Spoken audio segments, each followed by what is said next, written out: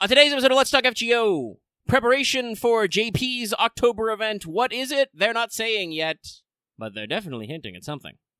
And also, some news about Surprise, or not so surprising, Imaginary Scramble and Main Interlude, and Halloween Rebellion has started. All of this and more on Let's Talk FGO. I'm one of your hosts, Omega. With me, as always, is Lucky. I don't have a funny intro joke because we're getting started a little late, and we don't know what we're doing. Embrace chaos. Please do not embrace chaos.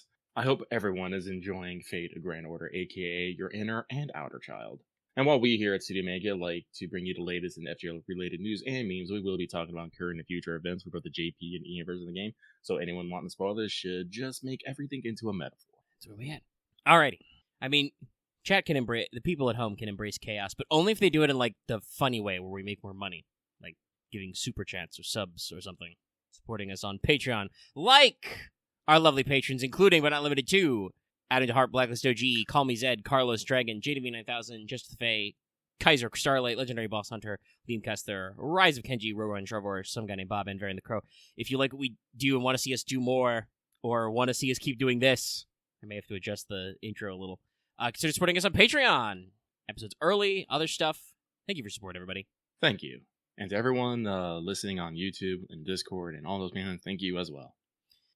And so we begin another episode. I feel like my AC has like just turned off because like suddenly I'm hot in here.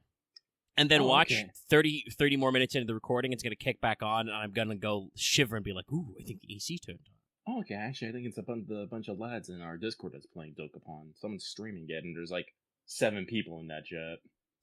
Is that what it is? Well, you know. Yeah. I mean, it is what it is, but yeah, no, because I'm just seeing a bunch of Steam notifications. So-and-so is playing Dokapon Kingdom Connect. Makes sense. It's that, or I'm seeing people playing Metaphor, which we'll probably mention a little bit later. It is a launch day. I'm going to be playing Metaphor as soon as I get done with all this stuff. Hey, I'll be interested in hearing more of your thoughts on that. Spoilers, I still haven't had time to sit down and play the demo. You'll understand why when we get to the back half of the show for several reasons. But for now, the front half of the show. We've done the Patreon intro. Thank you very much, patrons. Thank you very much, watchers. Though, hey, if you could hit that sub number if you're a watcher, if you haven't already. I'll try putting the sub ask in the front of the video for once. We're going to move on to check out everybody's favorite Kohai, Mash. Senpai,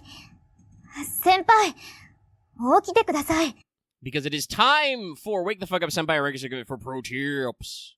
This one's very mild this week, but it is something I did when I, go to the official FGO website to canvas news for, like, what's up. I did actually see this, and this may matter to some of you. They updated their recommendations for iOS versions. The announcement also talks about their preferred version of Android, but I didn't see any changes there.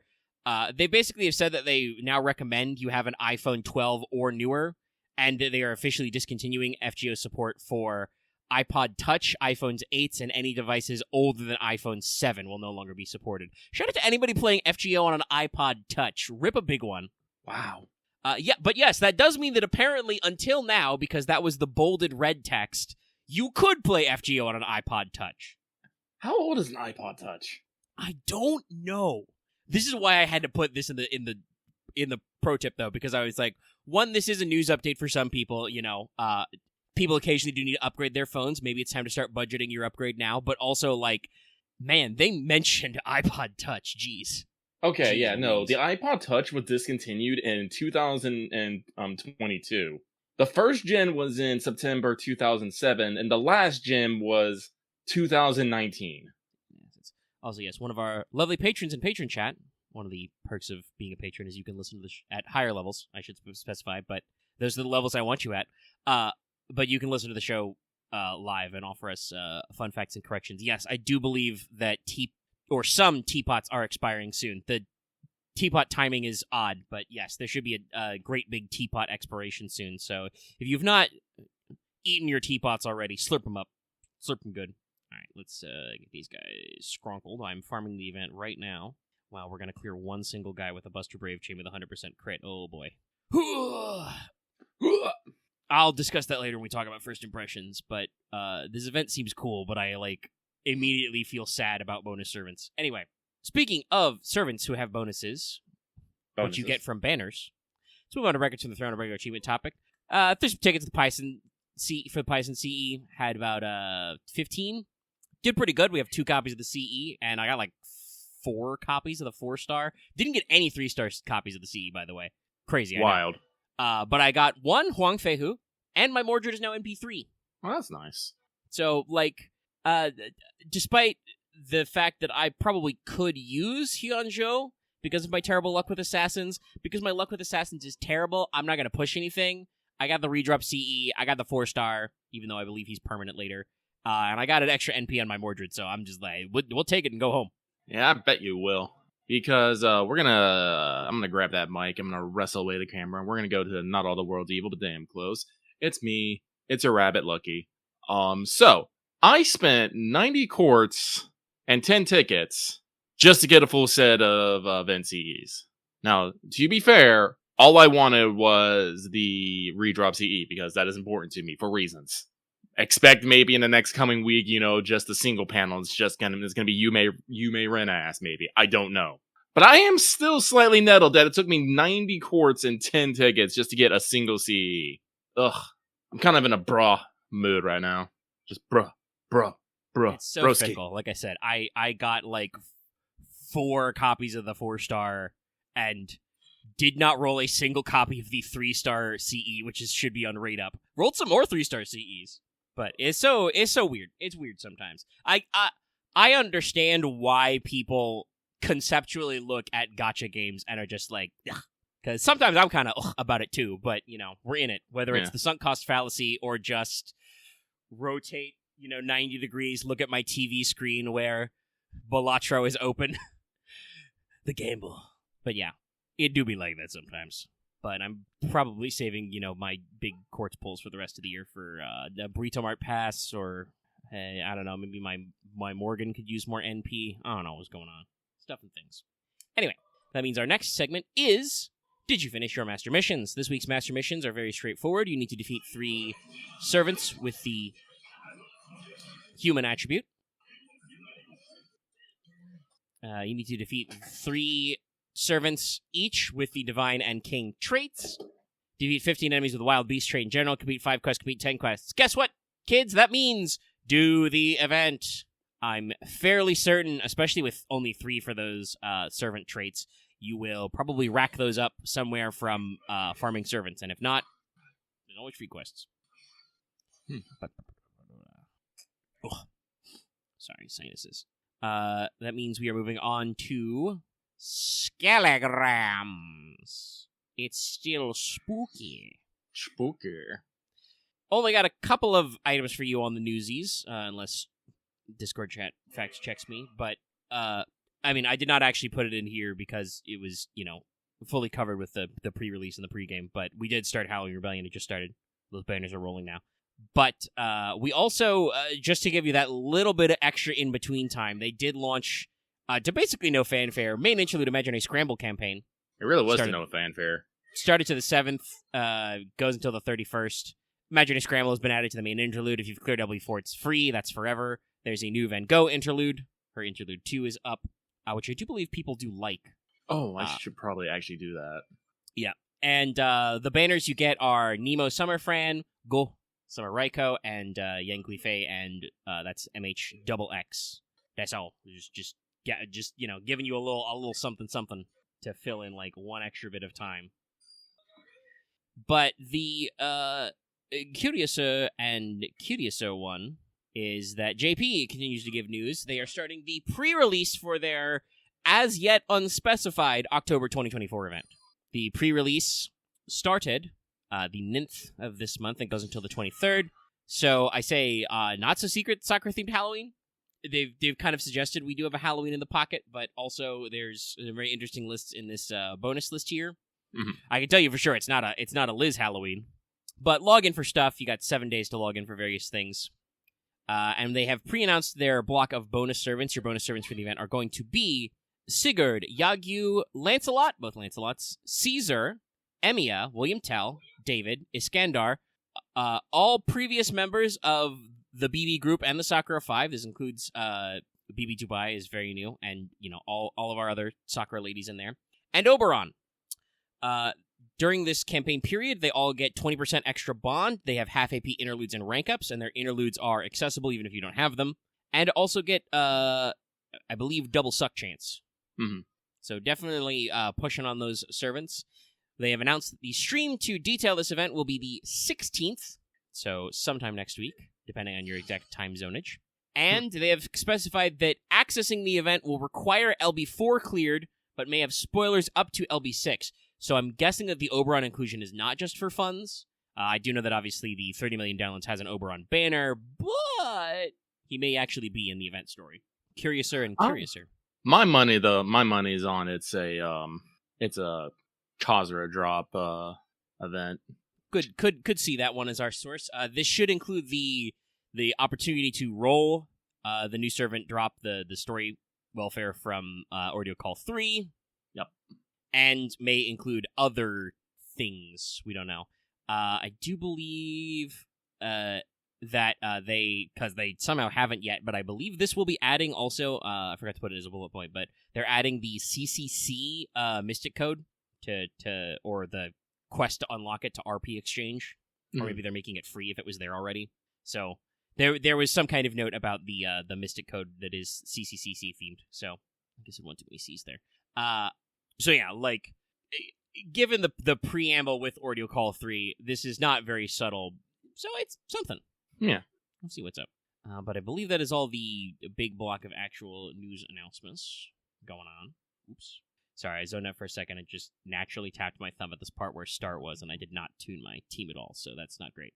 RIP, however much AP that was. But I'll give chat a couple of seconds to see if I forego anything big in the news, but I think that's about it for our announcements. Oh, actually, though, that does remind me. I did see, talking about the stream, I do not remember which guest it was, but I did see somebody, like, quote tweet a reply to the stream announcement, which was basically somebody had translated a response from one of the guests who was announced for the streams and being like, I'm glad that the voice actors who are guests on FGO streams are just as surprised by their surprise appearances as we are. Because it was somebody's tweet to the effect of, oh, I didn't realize I was on this. Maybe maybe they were just going through the agency or something. Yeah. Well, and also it was like the pre-release started like 2 or 3 days ago. Yeah, the 9th, so like a couple of days ago. So, and the stream's not until next week. So yeah, maybe they hadn't finalized the booking yet. I'm not sure, honestly. Like, if I'm gonna be relaxed, I'm not entirely sure, like, what is, like, how much, like, lead-up time are you supposed to give a person before you book them for an event? I mean, depending on, like, where your residency is and what your workload is, which your agency would know, like, you probably do just, like, call up... Because I'm going to guess that these are compensated appearances from the company, so... Because, they often do, like, extra work and are prepped by, like, doing quizzes, and sometimes, like, when they're, like, touring, they have to shoot, like, pre-roll, right? Like, when they do the satellite stations, they're out on the town getting B-roll footage, so, I suspect that, yeah, you have to schedule through the agency because they are going to be paid for this, and depending on, like, where, like I said, where you're living in Japan and, what your schedule is, which the agency is hopefully going to know, you may not need to know you need to be somewhere until a couple of days ahead of time. Yeah.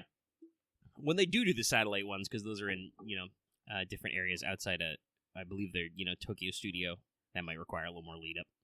But yes, Chad did not say I forgot anything, so I believe that is the end of our newsies.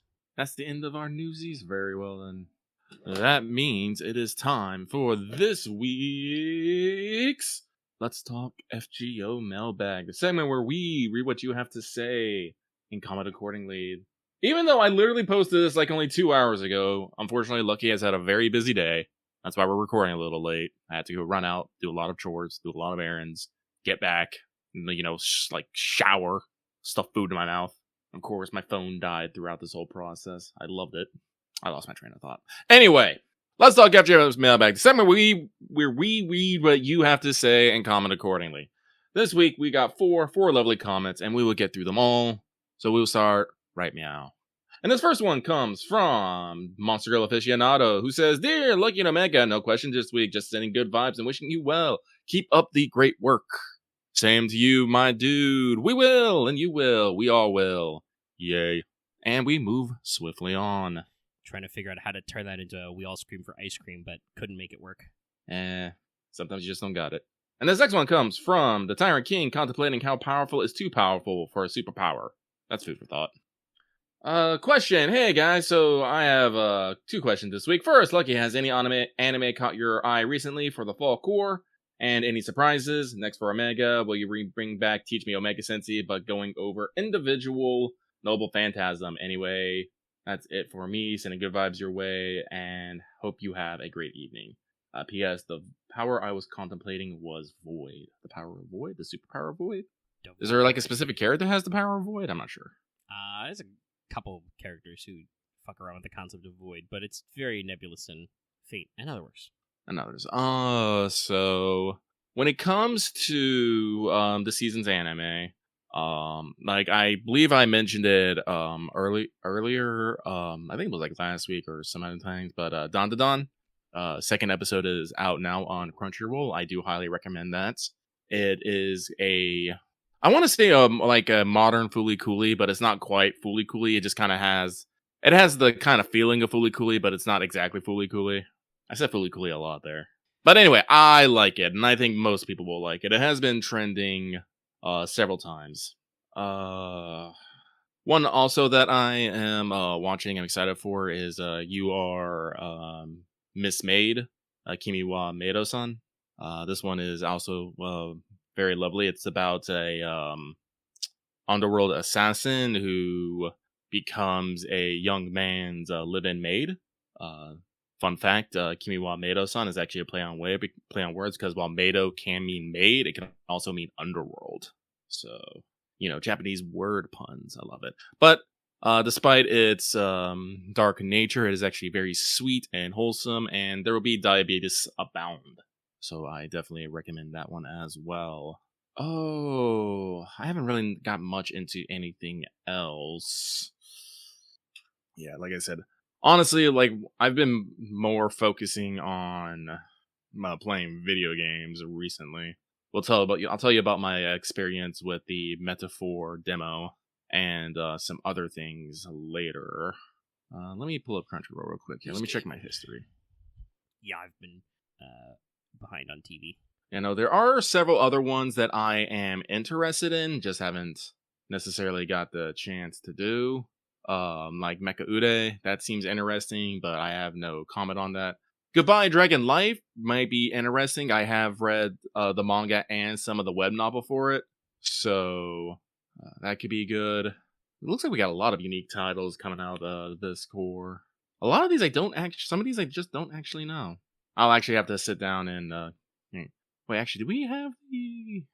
Oh, that's right. We have a new season of Natsume's Book of Friend, Natsume Yujincho. I love that shit. No, I'm like looking at a bunch of titles. There's a lot of stuff that came out this fall. Jeez. I still haven't got caught up with my summer stuff.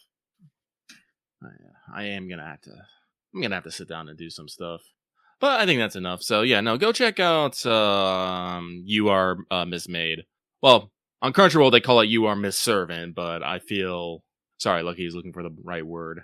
Incensed about that naming convention. That one is odd. I don't know if like advertisers or other angles aren't as keen on that, but also like it's pretty literal, because guess what? The Japanese word for maid is, well, in that context is meido. It's a loan word. Yeah. It's real easy, guys. But yeah, that's it for me. Anyway, Omega, your response? On the subject of Teacher Omega Sensei, we could do that. I do probably want to get a little more, try and get a little more engagement on the Patreon, and that used to be a thing to do. One of the polls was picking a Teach Me. I could poll patrons on like possible Noble Phantasms people are interested in more of a deep dive. I don't mind doing the old fashioned Fate scholarship, so we could try that if people are interested. Holler at me in the comments and on the Discord if you are interested in such a section. That would require a little bit of extra effort for me to remember and research and stuff, but I do like doing it, and sometimes the wanteds don't give me a lot of extra material, as evidenced by this most recent wanted, which somehow clocked in at 16 minutes. A little surprised. Oh, wow. I love this.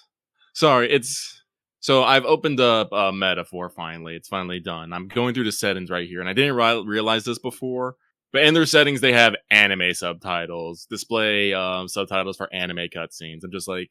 The fact that they just call it anime cutscenes just tickles me for some odd reason. I don't know why. That's a good factor I didn't know. So they do have anime cutscenes. That's... Oh yeah, no, they have a lot.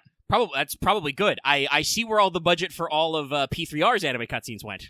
That is unfortunately something that they cut a lot out of the remake, is they went to a lot of in-engine cutscenes. But hey, good for them. Don't worry, Omega. This is probably one of the best not Persona games one could possibly play. Hey, that's good. I'll get to it, but I probably have to. I'll talk about it a little later, like I said. But when we're in free talk, but I do probably have to be slightly more budget conscious, and I am only 40 hours into P3R. I should finish that first. But that will take me a while, because currently that's in a box somewhere. So one that's made of cardboard and taped up. Did you put a label on it? Yes. No. All the boxes are labeled so I can find my games and media fast. Excellent. But yeah, we're packing stuff up. Like I said, I'll talk more about that soon when we're done with mailbag. But the schedule's moving up a little, chat. I'm gonna be real. I've never played an SMT, but I look at this battle screen and it's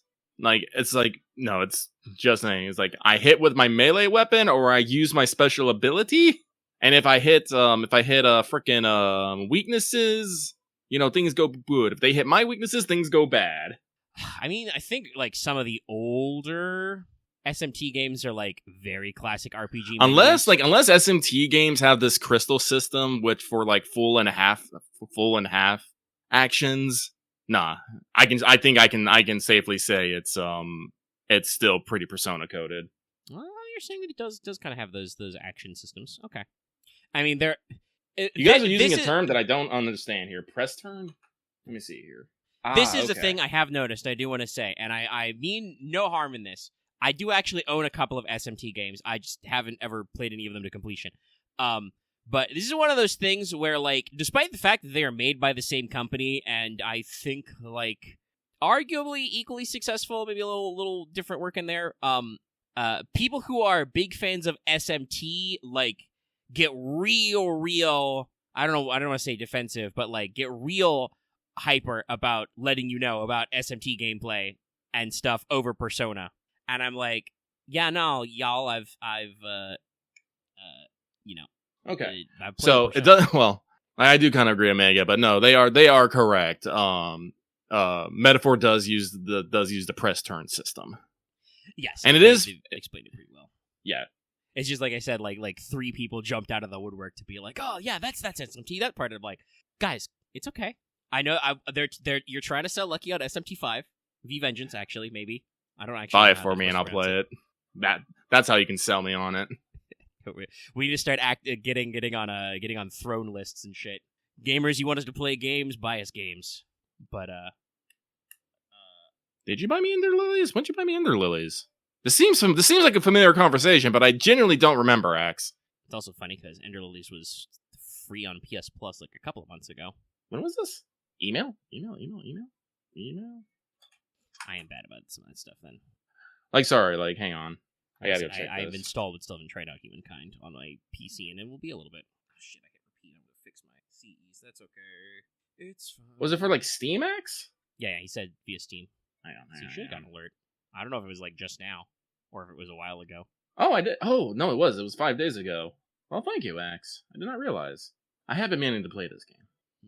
Steam's sending me seal emails? No, we'll pocket that. I'm horrible about checking my email. It's a good way to do it. All right. Well, I have learned something new today. This mechanic is called press turn. Okay, so well, with that in mind, yes, no, this is the best SMT / Persona hybrid you can probably ask for. I had to amend it. Anyway, where was I? Next entry, I think? Yes, next one. So, they say, next person is, this one comes from, that was me using a bunch of filler words as I was trying to remember my flow. I did not have it. This next one comes from got off work late, but didn't miss mailbag. No, you didn't, because Lucky is horrible at this. But they say, howdy, Lucky and Omega. The event only just started, but I hope you're enjoying it no less. I'm enjoying it super less because I haven't even started it. I'm at a big fat 0 completion. It's okay. It's all oops, all time locks. You can literally only do the prologue stage right now for like 2 more hours. Axe, you have said a sentence there. Are you talking about Ender Lilies there? The one that you're going to deep dive on? I don't know. You may be talking about Metaphor again. I'm getting lost in the sauce. Oh, the deep dive is for Metaphor? Really? How Metaphor for how fantasy countries look upon human consumers trying to use their world or shift it to their... Axe, the game just came out. Why? Well, some Where people do you have get had this? early access. I don't know if people are leaving reviews. This is a comment. We'll insert this slightly now, just because it is interesting to see. Like I said, I haven't played the demo at all. I have not gotten the game yet. It is on my list to go for because like it's out there. Axe likes to read ahead because he horribly self-doubts his own conclusions about things. But some people have had this a few days early, I think, for early access on some stuff and review copies. Obviously, it sounds to me like, and I know I think I said this on our Discord. Some people will like play the demo, which I think you can do for like 10 hours. You can do the prologue and get like 3 days into the first dungeon, which is about 10 hours. Yeah, so like some people I know were like, "Ooh, this is interesting. I don't know if Atlas will stick the landing on this." And then it seems like there's a lot of like more possible room to it. Like I know some people, like I think I saw a tweet from Sony who's like, "Yeah, I'm 30 hours in, and like we're still hitting it." So I'm like, okay, maybe this is something that needs that long tail. Yeah, I know. Like this is what I'm saying. Like I feel like people are trying to make like big think pieces on this game. I'm like, man, I only got 10 hours of this game, and I'm not sure if I'm smart enough to interpret all this, guys. Please. Also, calm down. Axe just said it's supposed to be like an 80-ish hour playthrough. So 10 hours. The demo length is 1/8 of the media. It's like, do you draw a conclusion after watching one episode of an 8 episode TV show? Probably you shouldn't. You should maybe watch some more episodes. Also, those are the volumetrically video games are very long. Anyway, sorry. In the middle of the mailbag. It's okay. Let's see here. Refocusing. Well, this person says, "Howdy, looking to make it. The event only just started, but hope you are enjoying it no less." Ah, yes, that's correct. This past week, I was listening to old episodes at work and thought of an interesting question for you both. What is the most hype moment you personally remember playing FGO in the past 7 years? Whether it be story, event, story, maybe in particular boss fight. I just want to know the moment that made you so happy you decided to... Just what moment made you so happy that you decided to pick up and play FGO all those years ago? Oh, for me, I think it's still Solomon. Yeah, the Solomon's pretty... The way the story works is pretty peak. John, like, I don't know, like, I don't think, like, hype was, like, the best word because I, like, didn't know necessarily what I was getting into, but, we're reaching this conclusion. Unfortunately, we had been doing the show at that point, so we knew that, the Lost Belts and stuff were out. But y'all, I remember this. Like, I'm pretty sure this was the day my tear ducts broke. I cried twice during Solomon. Once during Mash's big scene, and once at the credits. Like, I was just so happy to be a part of this. Yeah, it was a big moment, especially because we were doing it live, so, like, we were part of that collective, like, moment, You can play Solomon now, but you cannot experience it as it was for the people when it happened. Yeah, I know. Like, it's that is one of those ephemeral moment kind of things, that's the Mono no Aware of it, is like, we were all part of this together. And some of you obviously may have been playing FGO at the time, but may not have been listening, but some of you guys are from way back then sitting on Discord, so that was, I think that's a big spike of the hype. And also, pretty sure because of the way we were like 2 years behind JP, we knew they were doing a part 2, but we didn't have any idea like what the Lost Belt structure was gonna be like, because I think they... No, I'm pretty sure they were in Lost Belt 1 by that time. Because they're 2 years ahead, right? That'd have been 1 year for Epic of Remnant, and... But it's like, Solomon is like, what, like a year and a half in? Because it starts in the middle... FGO starts in the middle of the year. Oh, that's true. Yeah, I think it would have been the like Lost Belt prologue would have been about when we hit Solomon. Chad, double check me on this. I think you're right. Yeah, I think we hit the Lost Belt prologue. When we would have known that the EORs were all out, I'm pretty sure. Oh, yeah. Oh, man, that would have been like the website was going down and shit was changing. Oh, God. Yeah, no, actually, I have to double down just because, like, we're reaching this big conclusion and they're about to gear up to the next thing. No, that was a time. That was a fucking time. Ugh. They started teasing the new servants. Yeah, it was. Yeah. It was a real interesting moment, and like obviously they do a pretty good job of doing press hype now, but it's not quite the same. Especially because I want to say I feel like because they extended the Part 2 arc, Lost Boat 7 doesn't seem like it's gonna hit the same way because it is not the endo, my friendo. But yeah, I don't know. I'm like, there's some good zingers. Like there's a lot of story moments that are hype, but like actually like doing content, I think like Solomon felt the most involved for everybody. But I think that's enough on that. So we move on to our last but not least, Agent 418, who says, "Hello, Lucky Omega. Have a good weekend, y'all." Same to you, my dude. Thank you. Nice. And that is that. Well, very lovely of those who got in to give us the what for. Shit, did I hit? Sorry, I'm doing free quests right now, and I'm like, wait, did I hit repeat or did I hit return? Because I want to swap my craft distances a little. I need more NP to go faster. Okay. I got like a level, 60k scope. We can make this work. But yes, this concludes the bag that is mail. I move on to, technically, the free talk. But that will be a little more limited. I did put, Halloween first impressions, but Lucky doesn't have that many impressions just yet. And I gotta be honest, not a lot to talk up from just the, first section. I will say I talked about in the pregame, how it's like, I mentioned that there's a lot of like chat box like decision trees. You can go through and those have a lot of impacts on stuff. You do see that, like I said, like right away, which is always fun and interesting to see. And I think they do a couple of fun things.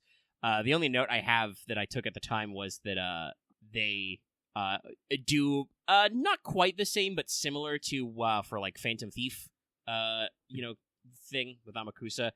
They do actually have like an intro bit with a little bit of animation, and I'm like, man, this is pretty sick. They're definitely doing some extra work there, so that's real neato. I do want to say, from just a little bit of farming, this is probably just my terrible luck with very specific servants, but you may have heard me grumbling earlier. Not a big fan of these first 3 free quest nodes.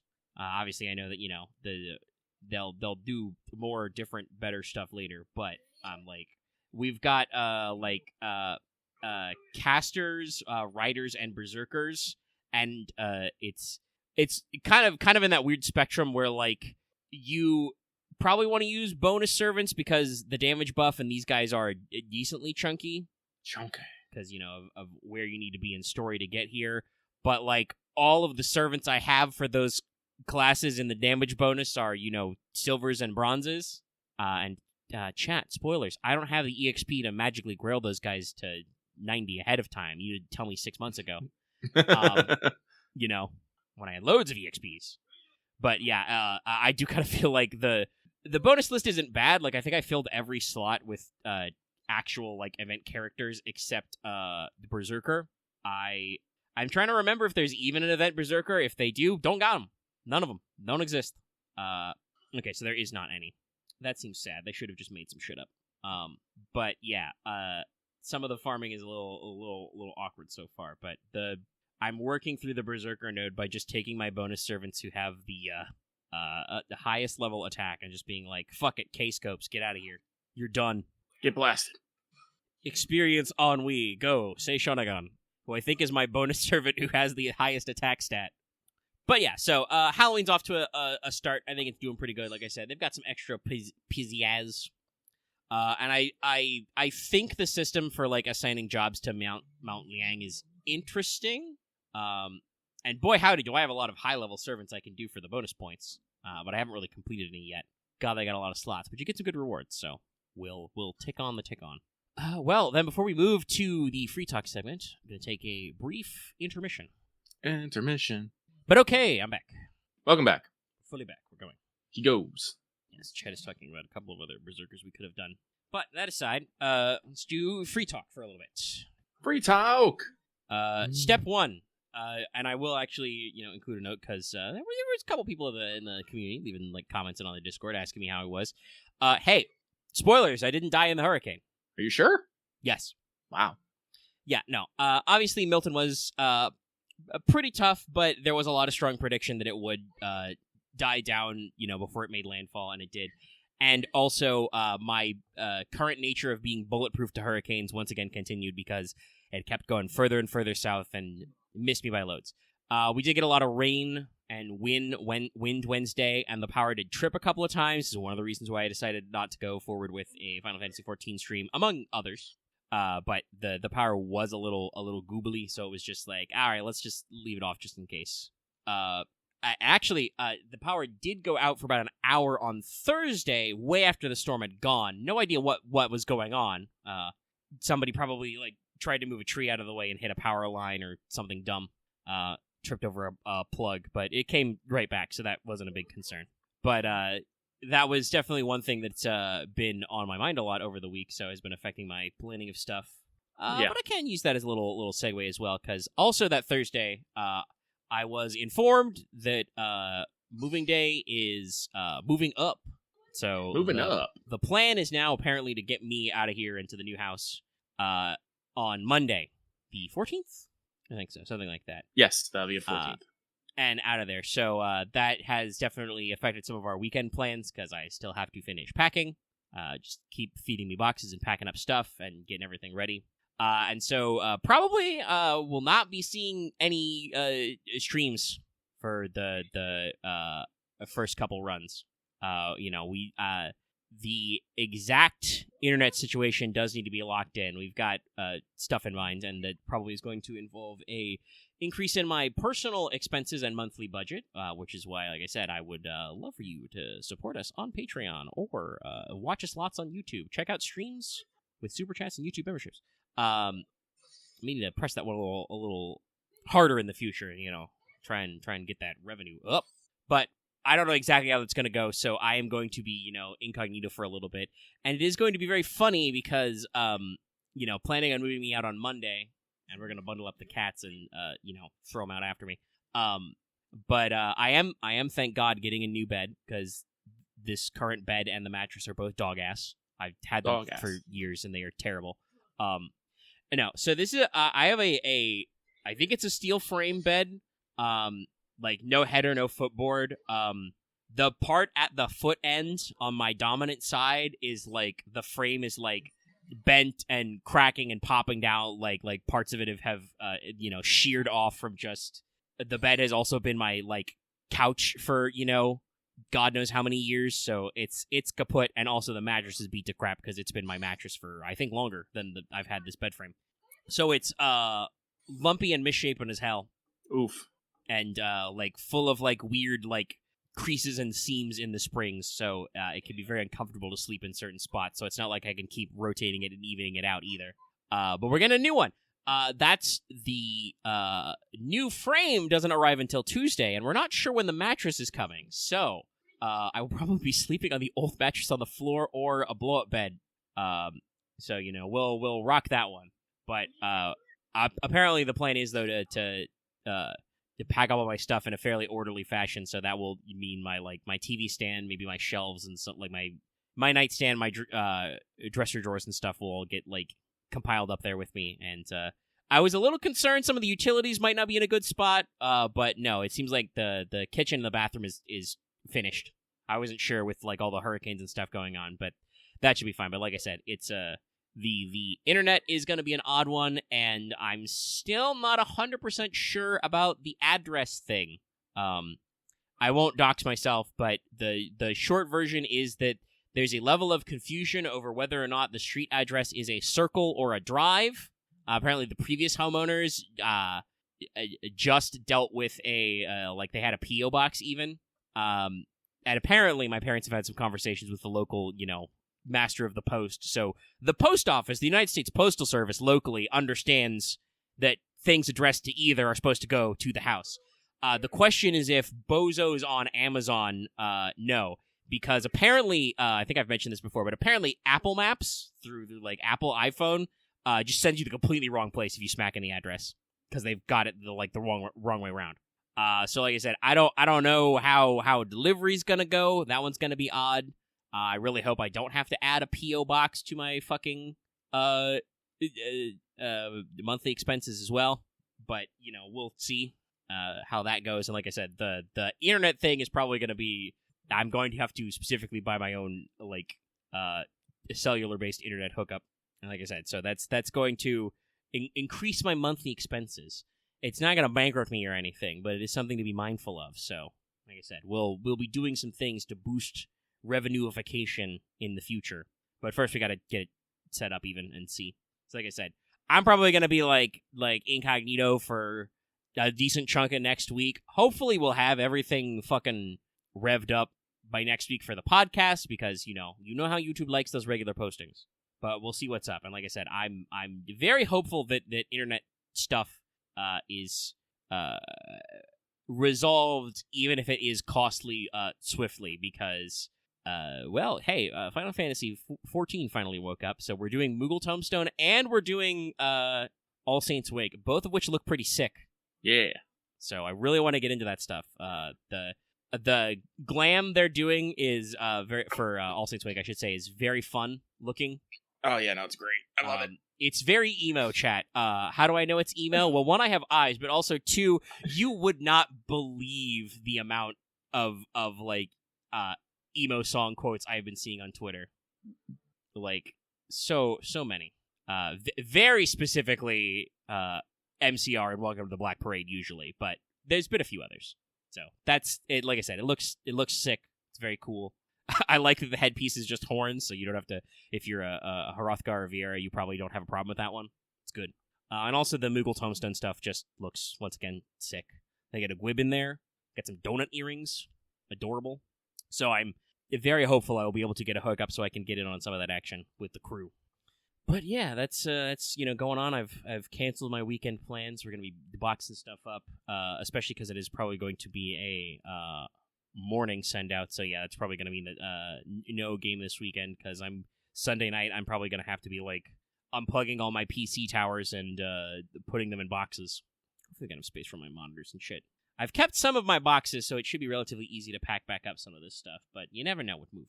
But that is why I said earlier, like talking about like I'm interested in Metaphor.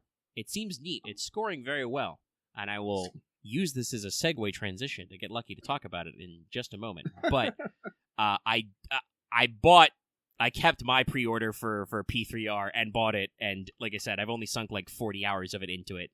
So I'm like, I really should, budget out my time and my money correctly, and I should finish this thing that I paid for and was very excited for, but had to switch because video games. God, why did you put P3R like 2 weeks, 3 weeks away from FF7 Rebirth? I don't know. It was close. It was not It was not far enough out to finish a whole Persona game, even though I was slamming it pretty hard. So like I said, that's all packed up with some of my other various forms of stuff. But yeah, so you actually have sat down and played the Metaphor demo, Lucky. Yeah, twice. Neat. So yeah, no, it was like a week ago. I think they came out with the demo. I can't remember. I believe so, something like that. But yeah, so the demo lets you basically get through the prologue to the first dungeon, and you can do either up to 3 days or up to a certain point in the dungeon, which is kind of like the midpoint, I want to say, of the dungeon, maybe a little bit earlier.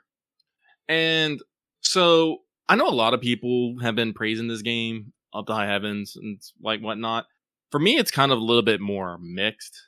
First off, my biggest minus is that they've straight up said there's not going to be any, companion romance in this game, which is the hugest bummer to me because I like romance just in general. I am a old only man, and seeing people in love gives me hope in life. Taking that away from me, takes away my life. You're killing me. When you take romance out of your games, you are literally killing Lucky. Remember this. The developers have gone on to say that is because they are trying to move away from the identity of a Persona game of, teenagers doing teenager things, which is apparently, falling in love. You are supposed to be a ruler and gathering followers. You're supposed to be your allies, not lovers. I guess that once you turn 20, you are not allowed to have romance anymore, and you are just forever alone if you haven't found it by then. Honestly, I feel like their statement, I'd love to see what the original Japanese phrasing was. It sounds to me like their statement was, how do we say we don't want people to keep talking about our game like it's a dating sim without saying that because we don't want to piss off dating sim fans and also the people we know in the industry who make dating sims? Because, like, I do feel like that is a thing people say about Persona a lot, which... Really?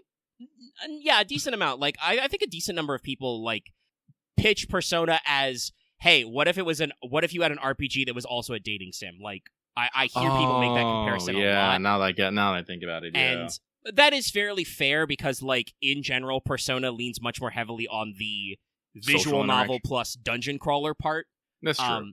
And so, like, that can be a selling point to some people, but can also not be a selling point to other people.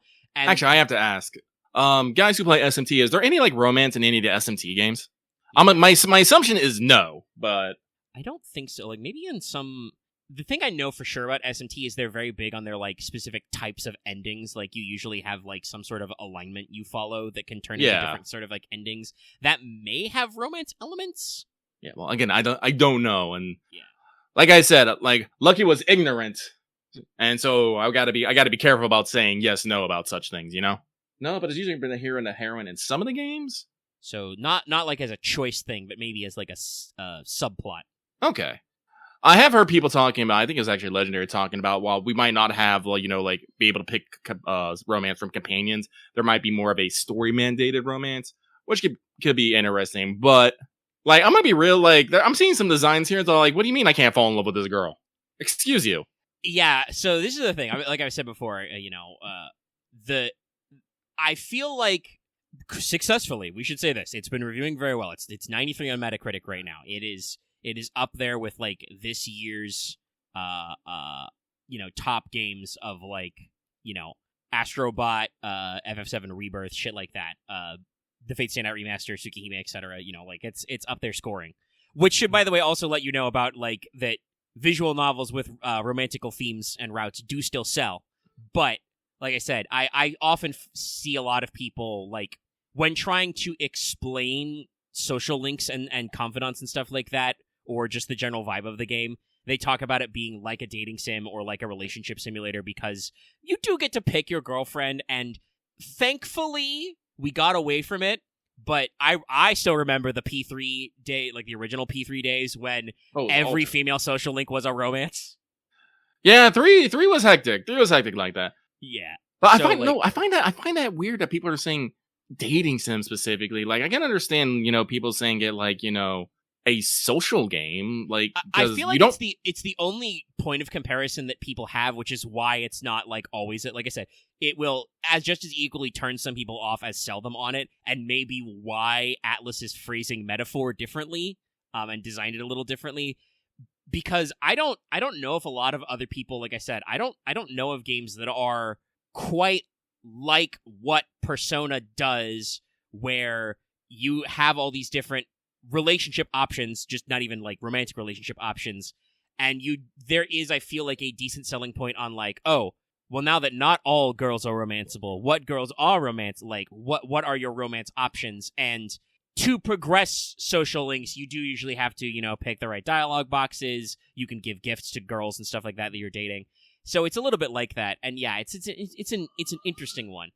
This may also just be some of that old-fashioned, like, JRPG bias, because, like, what we should really be phrasing Persona as is, the Baldur's Gate option or Dragon Age. Oh, it has companion romances. You've got romance options among your companions, and, like, nobody bats an eye at that in, like, Baldur's Gate, but it does seem like, because Persona games are more anime, and do have, like, a lot of that, like I said, visual novel style plot progression, that, some people would be like, oh, it's like a dating sim. So yeah, actually, I think Legendary has one. It's an RPG/life simulator. Oh yes, and that was what I would say for sure. Yeah, no, that's definitely the way that I would put it. Yeah, like, because while romance is a part of the game, it's not, everything about the game. There's, like, so much more going on in these games that, but romance is just one part of it. I mean, yeah, and, like, the thing about Persona specifically is usually they are a year long. Yeah, giving or taking some plot months, but, like, they span a specific calendar year, and I mean, jokes aside about how much time about how many things you actually get to do in a day in Persona, Morgana sits on your chest and tells you you're tired and should go to sleep. Lies. But, like, you do get to, like, decently micromanage your time. You have multiple time slots in a day that you gotta fill. So yeah, no, it is definitely much more of a life sim. And like I said, I think that's probably how people should pitch it, and that would appeal to a more broad audience, because, like, strictly speaking, if for some reason you did not want to do any kind of romance run, like, you can be just friends with every single girl in, like, P5 and P3R. I don't know how awkward the switching from romance to friendship is. I do kind of feel like the writing in some of those forks are a little mean sometimes. But yeah. So yeah, no. But not that wasn't a good discussion, because that was talking about some stuff I was interested to hear your opinion on. But we got a little bit more in the weeds there about it. But yeah, so I said you've been playing. No, I've been playing, and first off, overall, it's a good game. It's very oh god, where do I want to start with this? So visual design, phenomenal. I'm not 100% sold on some of these character designs because they, well, for lack of a better term, are fantastical. Like the main protagonist, and with his I don't even know what I want to call the color of his skin, olive colored skin. But then he has blue protagonist hair and this headband on top of this, double striped fucking trench coat. It's kind of a busy look. We've actually, I think. Oh yeah, also he has heterochromia. Yeah, it's true. I think I realized I forgot to finish a thought earlier. I was going to say, which is I think that Atlas is trying very hard, and successfully though, but trying very hard to push this game. They have gone big with their marketing budget. They have gone out of their way to give everybody very strong designs, like you said, where you saw some of the designs and you're like, you told me I can't romance this character? It's yeah, because they're trying to sexy up some of these people for the audience, Well, actually, I don't actually think they're trying to sexy them up. Maybe not sexy up, but pretty up. Because a lot of these characters I have seen are very nice to look at. Yeah. Most of them are attractive, but they are not conventionally attractive. There's a Royal Night Elf with striking red hair. Yes. She has very sharp features, very long ears in the hair. She wears very popular on Twitter. Yeah, and it's but she covers up very strongly, wears what looks like men's clothing and stuff, but still looks great. So actually, if I have to talk about Straw, my Kyodai, my soul brother, actually is very simple, but he's your first teammate, and as I've put in Discord, we ride together, we die together with Straw in this house. He's so good. But so I think one of the first things that I'll just go back to the beginning here when I started playing the demo, and I'll try to go through my thought process here, because unfortunately, Metaphor Refan was it Refantism? Fuck, I can't remember. Metaphor. I'm just calling it Metaphor. Yeah, just say Metaphor gives me a lot of feelings. And most of them are good. Some of them are bad. Like I said, romance, big minus for me. But that's not a freaking deal breaker. That's just me being, sad and alone and an old man. But starting off, one of the things that made me go, oh, I'm gonna love the aesthetic of this game is as everyone knows, in most Persona games, and I'm going to assume SMT games, at some point I probably should get SMT 5 Revengeance. Just so I can, get into that half. Usually your first monster is usually a pixie, right? And it's usually what they do to tutorial in here. No, in this game, no. The pixie is one of your actual companions. She's your guy. Her name's Gallica. I love her. She is my wife, and she has big boing boing. She does not actually have big boing boing. I'm making a joke here, please. Don't take that out of context. And she's a voice character, and she's your guide and stuff, helps you do stuff. She helps you scan enemies. She's the one who, is giving you enemy information. And she's just there at the front. I'm like, oh, great, that's awesome. Because personally, I've always felt I've always loved getting my first pixie. Yeah, I love this girl. But then you always have to, usually you get rid of her for some other things because her stat growth can't keep up with other monsters. Her abilities run out, super freaking quick. Though, usually there's for later, there's a couple of higher tiers. There's High Pixie and a couple of other fairy designs that are similar. I do know that in one of the SMTs, if you actually keep your pixie all the way to a certain point, it actually metaforces into something stronger. I don't actually remember. I've only heard that from other people. But it's one of those things of no, instead of just giving you the pixie that's you're going to toss away, no, she is your companion. She has thoughts and feelings, and she's part of your mission. Nocturne SMT3. Okay, thank you. See, these guys know. But so the story starts off. You're traveling to a city bad things happen. You get knocked into a canyon and you have to, like make some progress. Actually, I'm not sure. I wonder if I can actually go explore that area later. We'll find out. I'll find out later. But at this point, there's like no background music, and Gallica's like, well, I can't to help you with much, but I can do my little spell, right? She hits you with a spell, and background music starts playing. That's what it is. Her magic lets you hear background music, and I'm just like, oh, that's such a wild integration. I love it. That's cute. I think they implied that like back in like the P3 days with like because when you can change the BGM in Tartarus, you call Fuka, but I don't think they straight up said that that's her fault, especially because the P3 protagonist has his own fucking headphones. But that's such a cute little like straight up nod, especially because that is, like I said, I think that's a thing you can do with some navigators and guides. Yeah. But so like already like this game's doing like little weird things that I like. But like other than that, it's just a very strong RPG. Should we move away from saying JRPG? I want to say JRPG. I mean, like we've said before, we don't mean anything negative because some of our favorite games are JRPGs. So yeah. I think we're still okay to say it. Yeah, so it's just a really strong JRPG. Like I said, they use the press turn mechanics, which is apparently an S&T staple.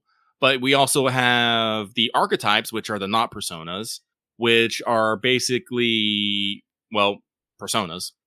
I have to shrug. I can't really explain it another way. Guess what? Persona is a Jungian psychology term. So is archetype. We just decided to do a different one. I guess they are like classes, but I think personas were like classes anyway to begin with. Because I'm sorry, I hit triangle, my character turns into this big dude, and we're gonna do a thing. Like, are you trying to get me to move away that this is also a Persona game or something? This is the thing I was talking about earlier, where I'm like, Persona as the, like, mega popular entry, like, I feel like a lot of people who like SMT, not necessarily incorrectly, but they will go to bat super hard for SMT to, like, shift it away. Whereas, like, I mean, honestly, if we want to be correct, what we should say is we should just go to the source, and we should just say their stands. They're just stands, chat. I will double down that. You get to summon your stands. This is a JoJo reference. So you get to summon your stands called archetypes. And unlike personas, you can actually switch different archetypes to different people. Everyone can they have very generic names. The first one you get is Seeker, which is a jack of all trade ones. Good at a little bit of magic, good at a little bit of physical. Also has some superiority in there. Good at a lot of little things, doesn't excel at anyone. Anyway, as you meet people, you unlock more archetypes. Like you get the warrior from Saul. You meet a cute little girl, she gives you healer. Gallica gives you the mage one. You meet a bounty hunter who gives you brawler. And you meet a royal knight who gives you, knights. And you have to equip them and study them in your not Velvet room. It's called the Achamadea, and you got your, not Igor, named Mora, who helps you with all this. I'm sorry, I keep saying this, but it's like, it seems so evident, and to teach you. And the fun thing about this is, you can apparently pick up abilities that you've learned from other archetypes and put them on the archetype you were using. Right now, my protagonist, whose name's Will, because apparently that's his default English/Japanese/ I think it was like one more region.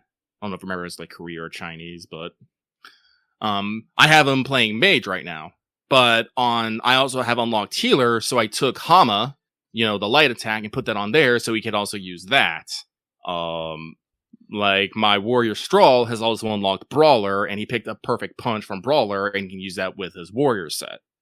Okay, so you do get to mix and match a little and build better. Which I think is good if there's no Persona Fusion equivalent.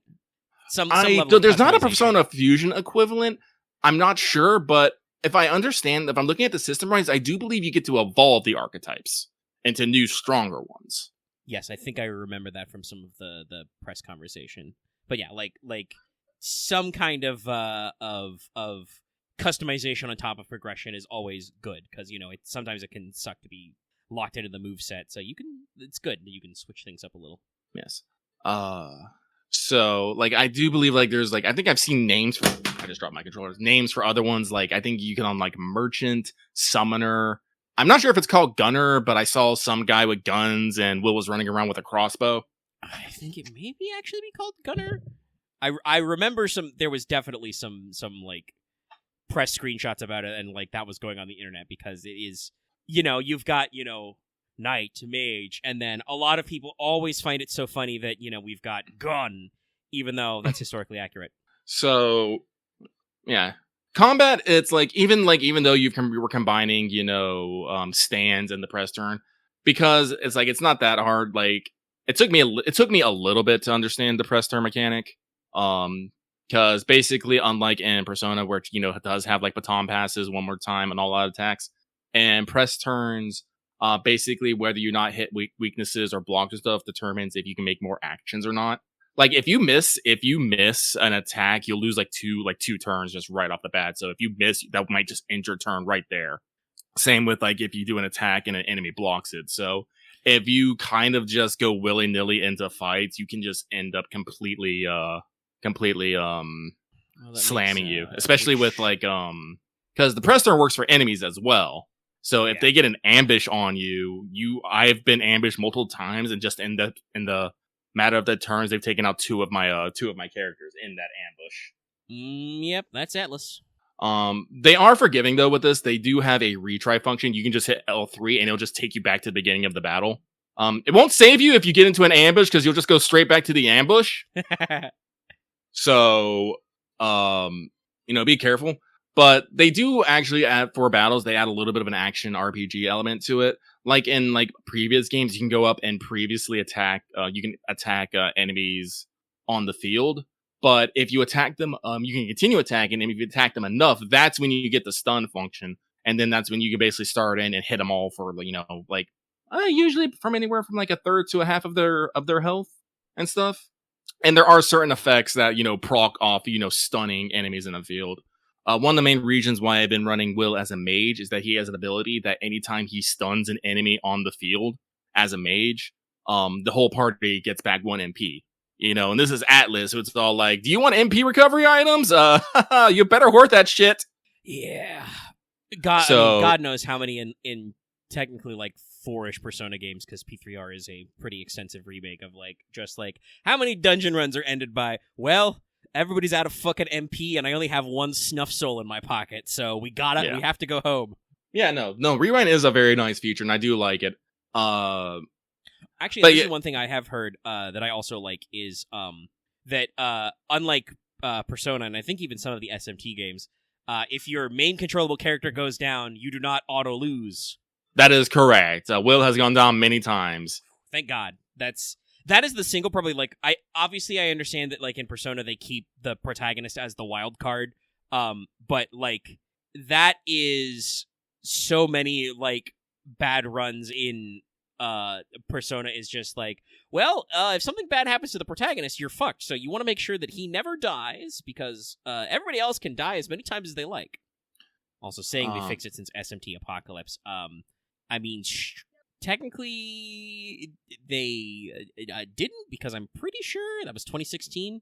I think P5 came out around then or after that, and definitely they brought it back for P3R and kept it in Royal. For Persona, it kind of makes sense, but also it's a little silly. Maybe they'll fix it for Persona 6. Go ahead. So, leveling up is fun. Like in other games, you level up both your character and your archetype. Something that I do like about leveling up your protagonist, though, is usually when you level up, everyone gets 2 points in here. When you level up the protagonist, you get 1 point assigned, and then you get to put in another point on your own, wherever you want. So you get to basically customize your character. And if I understand this correctly, I believe that in the beginning, there is an option where you can make a choice of hey, what are you good at? You could be I'm really strong. I'm stronger than I look. I'm smart. I'm good at taking hits. I'm quick and agile, or I'm really lucky. I'm pretty sure that gives you a small stat bonus on that selection. So, your protagonist, you're allowed to, kind of. Nice. The mysterious questionnaire at the beginning of Kingdom Hearts 1 style. Yeah. I don't know if the question before it, because it's hey, because for reasons you have to go sign up as a guard. I don't want to give it away. But for reasons, you have to go sign up as a guard. And like the first question is like, what did you sign up for? It's all like, I want to fight for change. I'm in it for the money, or I just was so bored. I put in, I want it for the money. So I don't know if that necessarily has any implications on anything, but no, there is a little questions there. So like that's fun. Like I said, level up the archetypes. As you level up archetypes, you get new abilities. You have, apparently we have gear tiers. Like, you have your normal ass, white tier stuff, but then you also have, like, blue and purple tier stuff. And some of that stuff is, like, upgradable. Apparently, you can take it to a church, get it purified, and it makes it better. I don't know. I don't have to unlock it. I can't do it because, what was the term? It wasn't tolerance. What was the... You have your 5 royal virtues, which are your stats, your social stats. And metaphor. I can only remember 2 of them off the top of my head, which is tolerance and imagination. I think it might have been wisdom, but the main protagonist here is part of the Elda tribe, which is the secret 9th tribe in this tribe of 8, and so you're super fucking hated. And actually, this is something that I do want to comment about. It's like, I do kind of like how they do this of like, yeah, you're actually this really hated person. So sometimes people just don't want to sell to you. Like if I go as main character and I try to go to this super fancy shop that sells like some really cool gear, they'll be like, I'm sorry, you're an Elda. We won't fucking sell to you. And you're just like, oh. If you go to a church, they'll be like, you're an Elda. So if you want me to know this, you better have a good understanding of sanctism, bitch. He doesn't actually call you bitch, but he basically calls you bitch. Like, sometimes when you're walking, like, if you talk to anybody, you're like, well, not everybody. Most people are just like, oh, Elda. So I do think they're actually doing a good point of, like, yes, I feel very discriminated in this fucking city. But, like I said, they can't make everyone do that, because then you wouldn't be able to fucking buy anything. So there are ye old kind shopkeepers where you can buy stuff. And people who might be operating outside the law. Or other people in, yes. Yeah, apparently the Elda are like have some like super evil fucking magic that's gonna ruin the world, so clearly we should hate them because that will stop it. You can't see it, but Lucky's doing this "are you fucking stupid" gesture. Yeah. Listen, if I knew someone who had super evil magic that could wreck the world, I would not hate them. I want them to be my friend. I would not want them to use it. Yeah, I know. This is the mistake that like everybody makes of just like, hey man, we're here to fuck your shit up. You're bad. You've said things that we don't like, and it's just like, really? You're gonna do that? I feel like this is a pretty common. I don't know haven't played the demo. Don't know the exact flavor, but this is a semi-common trope in anime and manga as well. Mm-hmm. But yes, so yeah, no, the world has like 9 tribes. 8 of them are the popular ones, but even among the 8, there's, the lesser tribes and the majority tribes. Most tribes are known for, particularly striking visual features.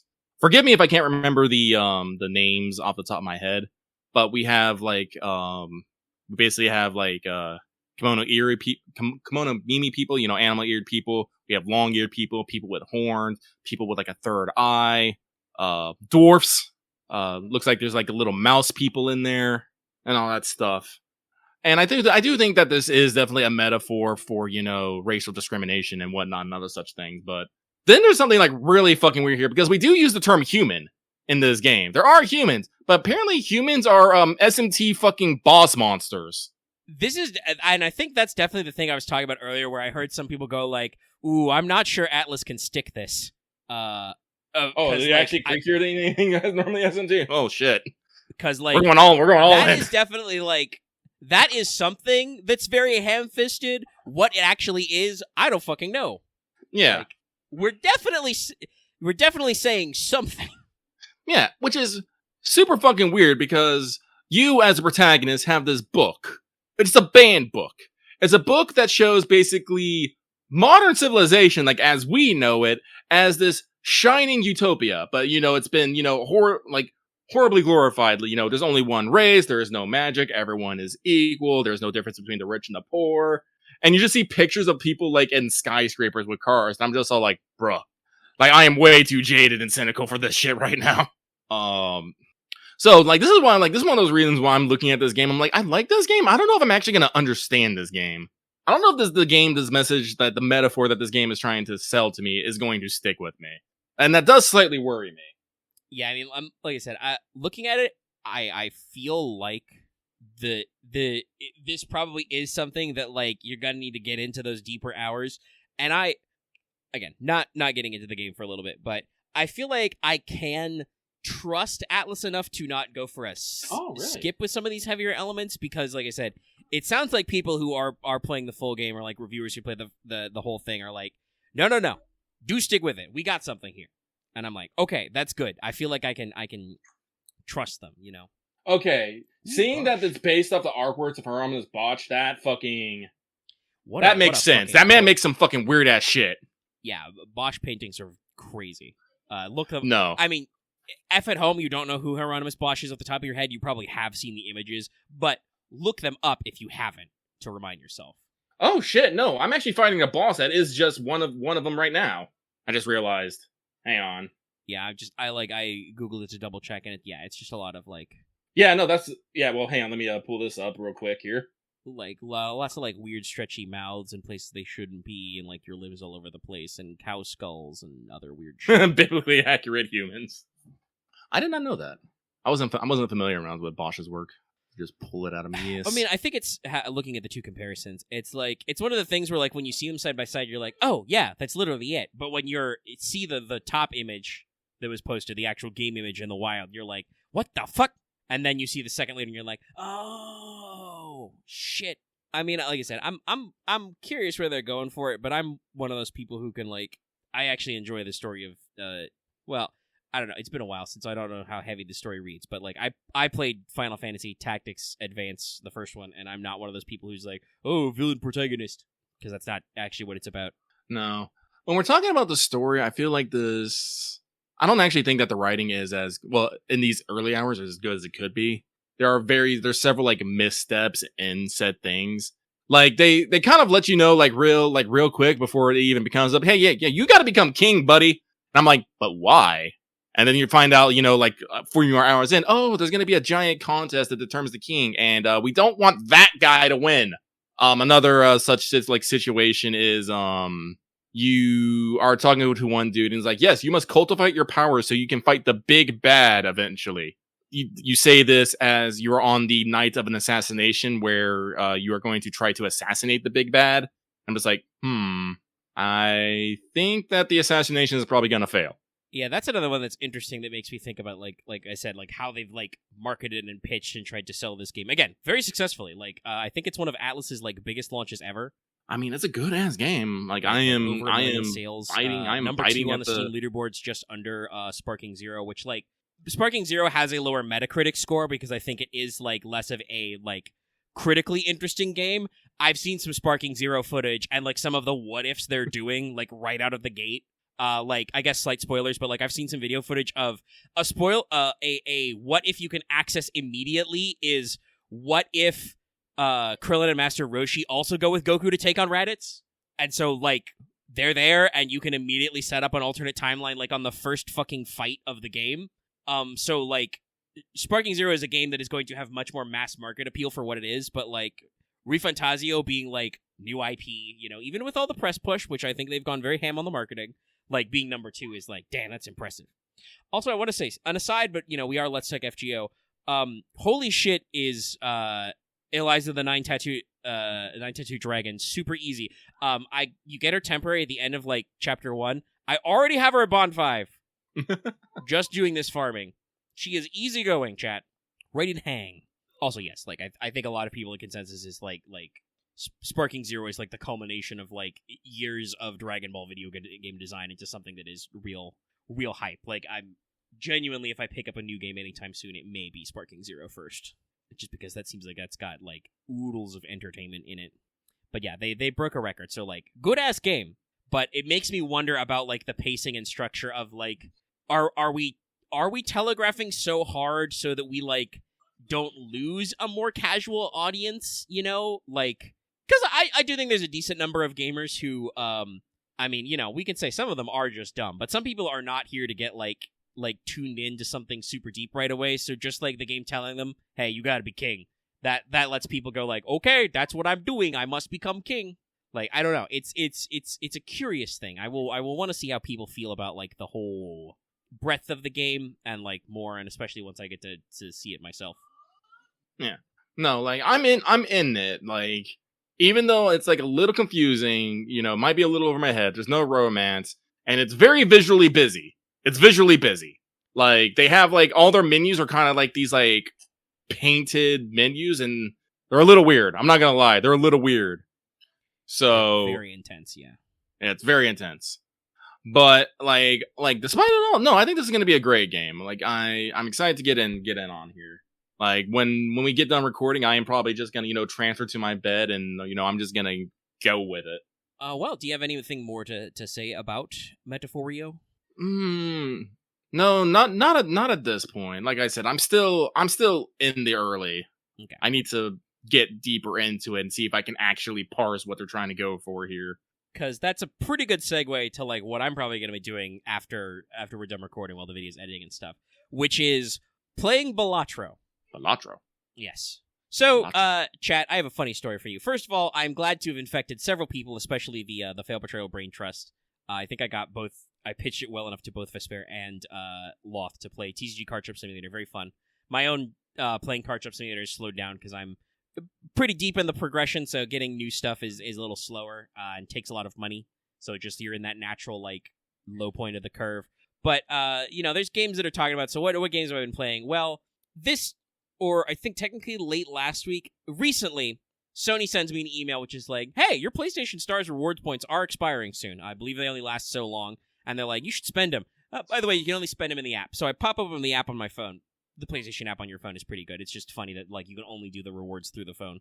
And I'm like, okay, what do you got? So I'm scrolling. I'm like, you know, I had like, I think like 4K points because I think a $20 game is worth like 5K points. And I'm seeing stuff like, oh, I guess I could get the little Astrobot Deluxe DLC for $3 and flip. And I see Balatro.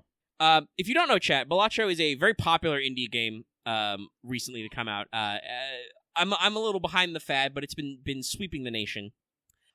So here's what Balatro is, and you will instantly understand if you know me why I like picked it up for free with my rewards points, and I have just fallen in the hole. So it is a card-based rogue. Actually, I would say straight up roguelike. Like you bum out, you're done. The run's over. Start a new run. But it is card-based because it is based on making poker hands. Now it's not straight up a poker game because you don't really bet or anything. But you have a deck that starts with the standard 52 card deck, and you try and make poker hands. And the higher level of hand you get, the bigger multiplier you get. Also, the value of the cards is more point value. So you get chips, and then you have multiplier is the basic mechanics. Chips are your score. Multiplier multiplies it. And you're trying to meet the blinds, which is you need X number of chips to progress. You don't have enough chips, fuck you, you're done. So, like, it is basically a poker roguelike, but, you know, like I said, there's none of the psychological part of poker involved. Like, you're not betting against anybody. You don't have to play against other hands. You are just trying to make enough score points with your knowledge of poker math to move on. There is certainly the poker math part of it because you can literally at any time pull up your deck and check like what cards you've already played and or discarded this round, right? So you can see like what you got left in the deck, what you got in your hand, etc. So like you can absolutely do some card counting shit. I mean, I don't want to say it's not like gambling for money. There's no like plot or anything.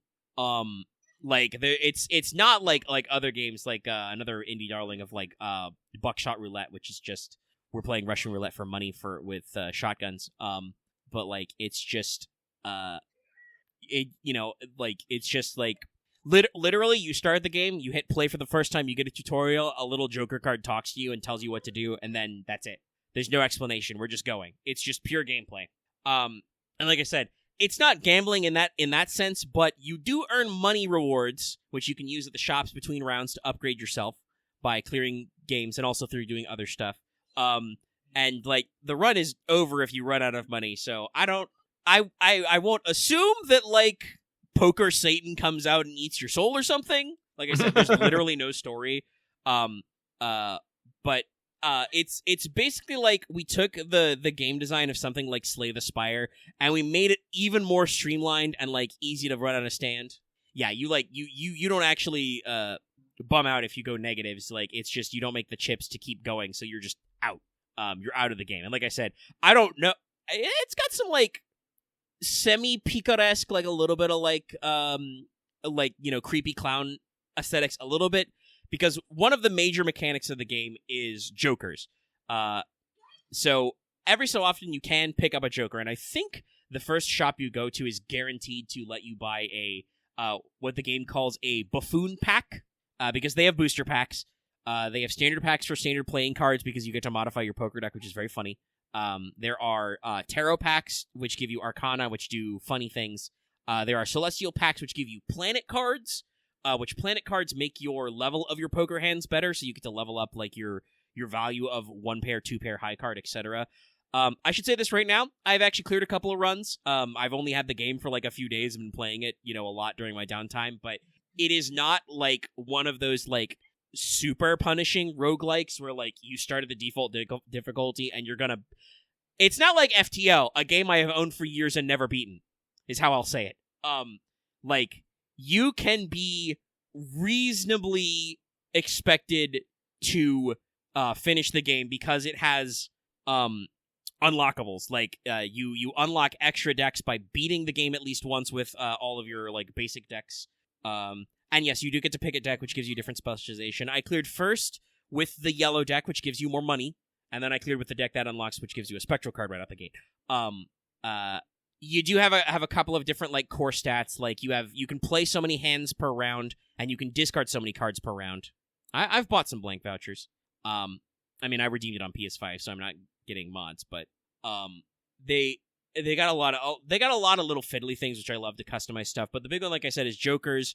Jokers just give you specific bonuses, and they kind of like set your build for the run. Like you can't guarantee them, but there are some jokers that I just like pick up if I see them.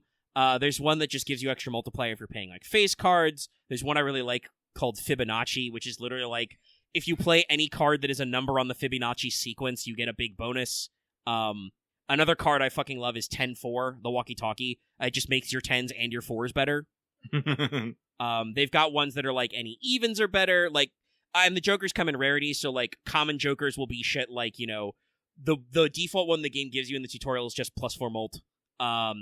There are ones that are like get slightly extra multiplayer when you score like cards of a given suit, when you score face cards. And then you can get advanced shit like if your hand makes includes a straight and an ace, you just get a free tarot card and shit like that. Or one of my favorites that was one of my key runs is another thing you can do is you can enhance your default playing cards. So obviously, through the power of like Arcana and Jokers and other stuff, you can customize your deck. The Hangman straight up lets you destroy cards, so you can thin your deck, which can actually matter. And you can change suits of your cards and change ranks, so you can actually like deck fix, which I really love. If you wanted to go all in on a build for like flushes and straights, you could like literally start changing your deck to make it better. But you can also get enhanced cards, which add extra shit. There are a bunch of different colored seals, which do different things. Like when you play them, you get money, or when you play them, they get scored twice. Some have effects when you discard them or keep them in your hand. You can get, lucky cards, which have like a random chance to give you extra money or multiplier. You can get bonus cards, which give you more chips. You can get glass cards, which give you extra multiplier, but have like a 1 in 4 chance, 1 in 7 chance of just breaking after you play them. They're just gone. Shit like that. One of the ones I got that was one of my successful runs is I got a Joker, which adds a stone card to my deck every time you start a blind, and I get a second Joker, which is for every extra card in your deck, or every enhanced card in your deck, you get an extra multiplier. A stone card is a card that has no suit and has no rank, but when you play it, it just gives you plus 50 chips, and you can play it and still be scored no matter what hand you're making. So, like, I just got a lot of, like, free bonus cards I could play, and I had a second Joker to just keep ranking up. So, like, it's one of those things where, like, when you play it and you get a good run, it feels good. Even if you clear the basic 8 antes, you can do endless mode and just keep playing with that deck until you inevitably fucking die. Because the blinds and the antes will keep going up. So, like, there's a point where, like, the math is just, like, unreasonable. And then there are other times where you're just, like, you're drawing, you're discarding, you're drawing, you're discarding, you're drawing, and you're just like, oh, there's literally no way with the cards I have drawn that even with the amount of hands I can play, I can make, like, 20k or 500k points. I'm fucked. We're done. The round is over. And then you just go again.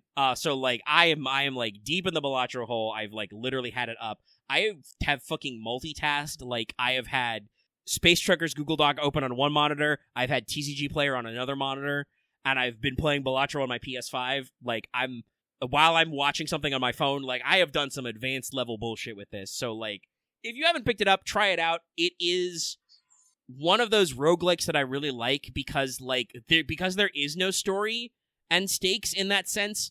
I feel bad when the run ends because it was a bad run, but like sometimes I'm just like, nah, the shit just didn't come together.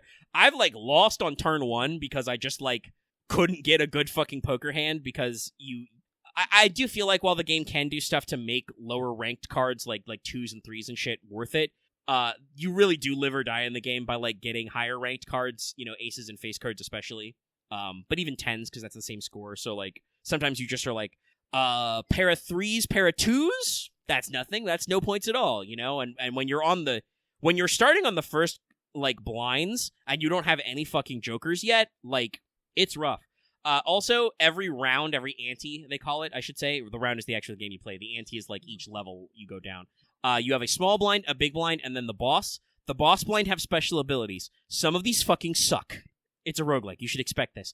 One of them is your entire first hand is drawn face down, so you just don't know what cards are in your hand. You just gotta play 5 and pray, baby. Or discard them all. The reverse of that is all cards you draw after playing a hand are face down, so like you get to know what your first hand is, and then after that it's like, I don't fucking know, man. Others like usually debuff specific suits or specific cards so they don't do anything. Some are like you have less hand size. One of the ones that's probably the most annoying is, I think it's the needle, is you get to play one hand only. Normally you can play, like, I think the starting value is like 3, and you can get more either through your starting deck or through like jokers and other upgrades. But like you have to like do the whole thing. One of them it's so simple, but one of the bosses I found the most annoying is the blind is just called the wall, and it's just extra big blind. And so it's just like, yeah, you gotta like beat like twice as many points as you normally would at this level, and I've bummed out on that one a lot because it's hard. So like it's just, like I said, I think it's just like almost the platonic ideal of the deck-based roguelike, because you just, well, the run's over, you just go again, and you do really get to customize, and a lot of the stuff I like is like the game keeps track of what your most played type of poker hand is. I usually go for full houses or 2 pairs. I've had some runs that have gone more straights. I'd really like to do more with playing like flushes, but it's hard because I cannot tell you how many times, chat, I've had like a fistful of like 8 fucking playing cards, and I'm like, well, I've got 4 hearts and 4 diamonds. Do I just throw away all the diamonds and pray? What are we doing here, Or, God help you, you got 3 and 3, and you're like, well, I only have 6 cards, I need to play some hands or I'm gonna fucking die, But yeah, like I said, you should check it out. It's like $15. It's just a game that I've been playing that, like I said, has been tickling my fancy immensely, because it's just, it appeals to the things I like about these roguelike and deck building games on a deep down level of just like, you pull packs, you pick cards, you buy cards, you sell cards, you try to get big numbers, you get big number, go whammy. And like, the game has really good visual feedback. When you start building up enough chips and multiplier to beat like the score, the blind, in one single hand, like your little text boxes that tell you how much chips and how much multiplier you have like start to catch fire, right? So like you start seeing those numbers go up, and then you see the little catch fire, and you're like, oh yeah, we're hyped now. And other times I've barely eked along by playing literally every hand I've had. So like it's got good visual feedback. They've got a lot of like little good visual details in the way you handle the cards and stuff. Yeah, big dopamine hits. You do open booster packs to find cards, and you can get some big numby go whammy, and it's just like all number go up and lots of other fun little things. And you get, I mean, funny. I talked about packing up. One of the boxes I packed up is like literally all my card paraphernalia. Like it's my Yu-Gi-Oh cards and my tarot deck and my fucking like Uno card, the fucking flashcards I have of like if you speak English, learn Japanese. I have a little playing card sized like flashcards for that I own and shit like that. Like I love the aesthetic of cards. And like I've played virtual poker before and virtual blackjack. So like I understand poker hands. So like it's pretty good. And there's a lot of, like I said, there's a lot of fun stuff. And like the other thing I like is just how customizable the run can get. One of the planet cards you can get to improve a hand is high card does score, like if you're in an emergency. If you really wanted, you could just turbo level high card, and like if you've got the right setup, you can actually score really huge on just a high card play. Like you play a single fucking ace and then maybe some junk cards and still make a fuck ton of chips. So like it's really interesting because I think it hits to like that card game playing appeal of like you can do like a weird jank niche strat, or you can just be like, I am going to optimize to just build the biggest fucking like straight flush ever and just score 5 billion points and we're gonna go home. And it's good. And like I said, if you like the deck you're playing, you can just endless mode after you clear a run. It's got a lot of unlockables. It's got a big collection center so you can look at all the shit you've unlocked, you know? So yeah, like it's I like it a lot, and I want to say the dev or devs, you're super cracked, you're goated with the sauce, you're great. Thumbs up, because like I didn't mention it yet, but like I talked about like the visual design, right? Each of the little jokers has like a unique card art. So some of them are just like, the red joker, this get buffs, hearts or diamonds. Some of them are crazier. One is like literally called the business card, and it just says Mr. Joker on it. And that like gives you money scored. Like I said, the one that's called Fibonacci that scores on a Fibonacci sequence is literally that Fibonacci curve, like that spiral. You can also get blinged out cards. In addition to the modifiers, you can enhance them. Cards can be foiled, which gives you extra bonuses, or they can be polychromatic, which gives you different bonuses. Some jokers can be and I think other consumables, but jokers can be negative, which means they don't count against your limit, and shit like that. And they also like physically in the game have like the negative color image. So like it's just very tactile and feely. And like I said, it's so simple and so basic and so like low stakes that like I don't feel upset when a run goes bad usually. Like I'm usually like sometimes it goes down to the wire and just like, yeah, we didn't make it. Or, it can be kind of annoying to get there and just be like, wow, I just didn't draw anything good. But because it's just all against a computer, it's not even against the computer, it's against a static number, I don't like feel like I'm getting beat up. Like there are some fights, there are some enemy encounters in Slay the Spire that are just fucking horse shit, and I want to punch whoever designed them because they're designed to be annoying. And like some of the boss blinds are annoying, and there are a few tricks to get rid of them. You can choose to skip blinds except the boss, which gives you tags, which do different stuff. Like you can get free cards, or you can upgrade your jokers to holograms or whatever. Some of them are like reroll the boss blind. Some of them are like give you extra money. Some of them are stacking. They're like get like $1 for every blind you've skipped this run. So if you skip a lot of blinds, you can get a lot of money. Shit like that. So like I said, it's just so tactile and simple and like low stakes that it's so easy to go, all right, blah, blah, blah, play it for like, 30 minutes and be like, okay, that's the blinds. We're done. The round's over. We're done. But it still does feel very satisfying to hit that 8th ante and go, oh shit, we won. Nice. So I heartily recommend it. But yeah, unless Lucky has anything to bring up, it is getting towards midnight with that refresher. I did put a note that we could talk about Space Truckin' some. That's how I have been idling my time away right now. I'm definitely in the mood for Space Truckin' writing. We've worked through a lot of game design stuff. I think I got my skill list, and I've actually finished just today. I finished all clades, which is your species race archetype thing. It's really hard to talk about that phase of game design anymore. So I just said clade, which is just a very generic word for like a biological class of things. But yeah, all clades are in with aliens. We've actually had some back and forth with game design and stuff, and like that was actually something I wanted to do quiz about. Like, oh, what's up? Very early on, like Axe asked about like is terrain basic human worth it? And I'm kind of like, I mean, I don't know. A free point of luck is pretty good, and like if you roll good on d6s, You can be better than a plus, a human plus, who's like gene fixed and Yeah, I has know. flat stats. I kind of understand what Axe is saying though, because to be better than a plus, you basically have to roll. Well, we have 5 stats, 6 stats. Yeah, 6 stats. You have to. You have to roll. 5 You have to or roll. 6 You have to roll a on 5 or 6 on all stats to equal a plus, and then But I guess that's kind of like it might appeal to people who like rolling more. Like Dallas would probably want to. Yeah, play, that's what I was gonna say. Like the standard terrain stat appeals for like 2 6s. That's nice. It appeals to players like Dallas who just like that tactile feel. You do get an extra point of luck out of it. And like the way I think of it in my mind is it's like the most basic. You don't have to worry about like weird traits or anything. Like the uplifts and the aliens literally have a trait which is like first aid and medicine gets a -10 to you unless the other person is specialized in that kind of medicine because you're a literal fucking alien or you are an uplift. You are literally in this game you can play an elephant that is from an uplifted species where like they've been genetically modified and like boosted with neurotransmitters and shit to be as smart as a person. And I think I even mentioned they've been genetically modified to have like simple fingers and toes so they can like walk upright and like use their hands that you probably want to go down. So you can literally be an elephant and like I don't think a lot of Earth doctors know elephant medicine, you know?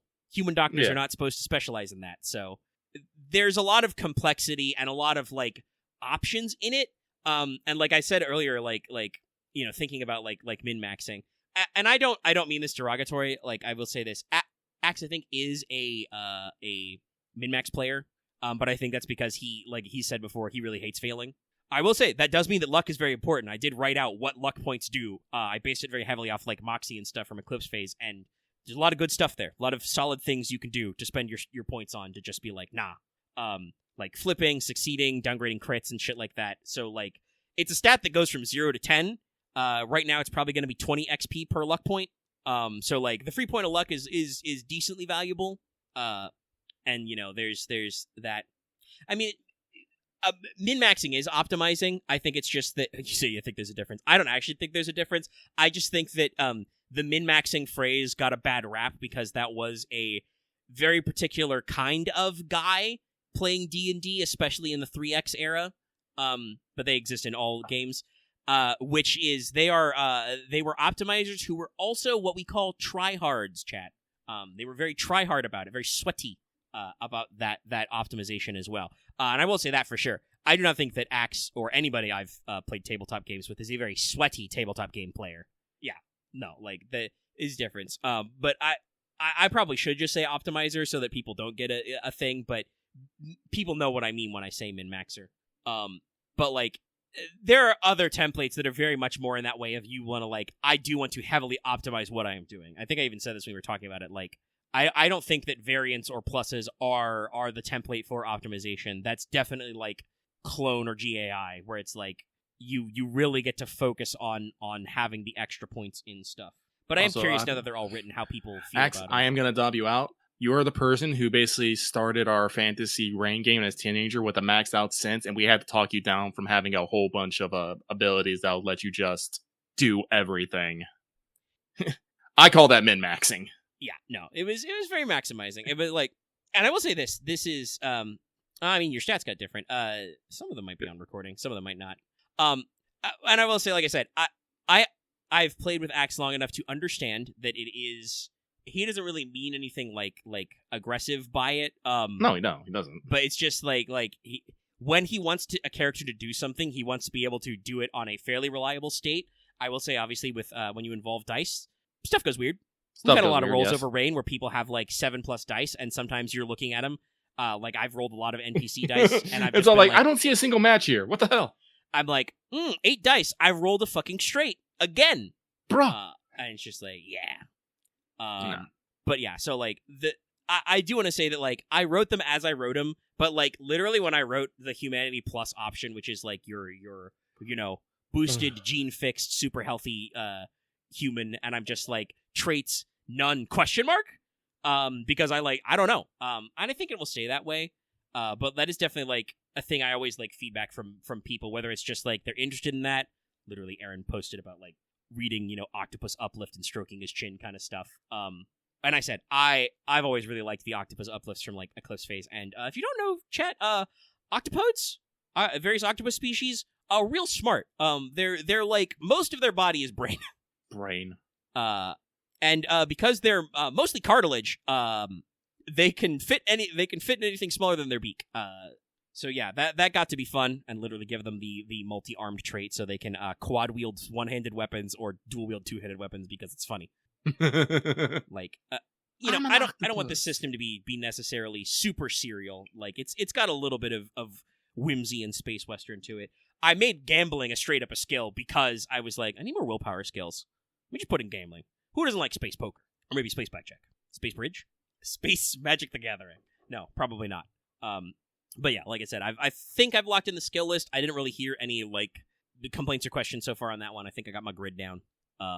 I've used a lot of, the classic example, what Isaac Newton said is, if I see far, it's because I stood on the shoulders of giants. I like the version of that's much funnier, which is, if I piss far, it's because I stand on the shoulder of giants. But, like, I've learned a lot from reading other games, so, like, this is something that, like, Eclipse Phase 2nd Edition did, where they're, like, dodge skill. First of all, I've stolen the nature of defaulting, where every skill you have starts at the value that is equal to your stat that is linked to that skill, and when you start buying from that point.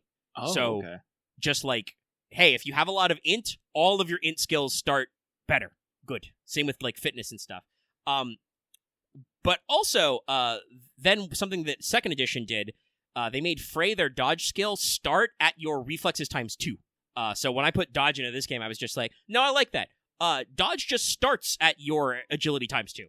So no matter what, you should have a little bit of dodge. There's still going to be stuff like, I think I'll do the thing from EP where you will either take big penalties or your dodge rating will be halved when you're trying to dodge ranged attacks, because dodging bullets is hard, and strictly speaking, you should not be able to dodge laser beams. But, you know, there's, like, you can see that a guy is pointing a laser pistol at you and be like, I shouldn't be here anymore.